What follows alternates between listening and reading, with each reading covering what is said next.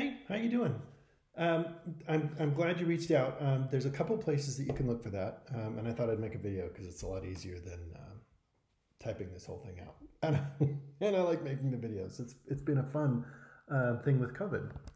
So, preserving your privacy. I de-identified the information, but we're looking for the author and you know that it's out of ELP. That's really good. There's two places that I start looking. The first one, and I've already looked this up, so I know that it exists, but you could look in, there's a database called Dissertations and Theses. Dissertations and Theses Global. This has a lot of stuff going back to the mid-90s, especially for doctorate. Master's, thesis, not so much. But that's a good database, and it goes like nationwide, so you can find a lot of cool stuff. And I think it's in there, so it might be worthwhile going in. But what you can do is we could do Christopher Via. Oh, I already did my search to spare you all my typing. So in the library catalog, you don't have to put a Boolean operator in between to separate it, but I do just out of habit. But what this means is out of all the millions and millions of things in the library catalog, it's going to look for everything with Christopher.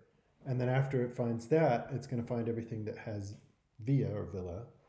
And then after that, education, leadership, and policy. And I put it in quotes so it would find those as a block of text. And miraculously, it doesn't always happen this way, but miraculously, it's right there. Is this the correct one? You get to decide. Something that happens, we'll see this shows up in 2004 too. It says it's a book. Sometimes people print out dissertations. Sometimes a book comes out of a dissertation, especially in like history. I don't know if education, leadership, and policy. But when you go here, something to be aware of